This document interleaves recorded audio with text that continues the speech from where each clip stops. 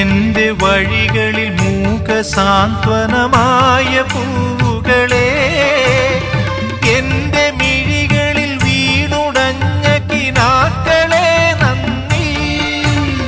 മധുരമാം പാധേയമായി തേൻ കനികൾ തന്ന തരുക്കളെ, തളരുമീയുടൽ താങ്ങെത്തിയ പരമമാം കാരുണ്യമേ